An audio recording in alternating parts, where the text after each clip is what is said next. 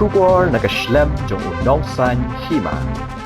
Nongthoh Khubor kibalayalum habar ka slem trekam u Deputy Commissioner ka Ribhoy Nongthoh kila Lyngngoh Ngaiñ hadin ba Kyrtong kaseng National People's Party na Umroi constituency uba daman bait lamare ulami no bak Maria dep tep Kyrtong he kasngit hoding but u klem Treh satya ban Kren shaki lane ban jubab yiki jingkeli kibaki don ban bu hakmat jong u uba daman bait udai uparatra jong MLA ka Mauhati constituency ubalalej banyakun na Nongkrem constituency uba dasakhet bha lamare kumalayo jingtip na kikatto kat ni kipat ba nong Kershan jong te Kyrtong kaseng NPP na Umroi laong bo uni Kyrtong udai ubam judo melin ban Kren pat ba bat udai uta Kyrtong uba Treh ka kam bat uba Kren pat ba kajulong ko rukom bahadin baladet tep Kyrtong Nongthoh Khubor ki juwan shakmat ban bu jingkeli ki Kyrtong compare laki day na kino ki seng lani na kino ki constituency.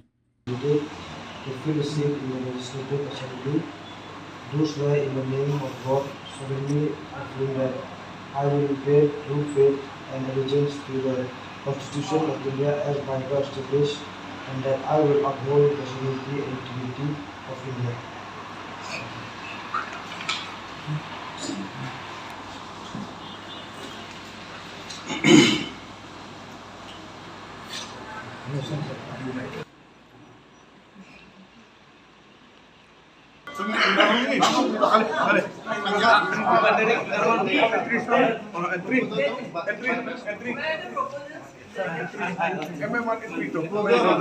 Entry.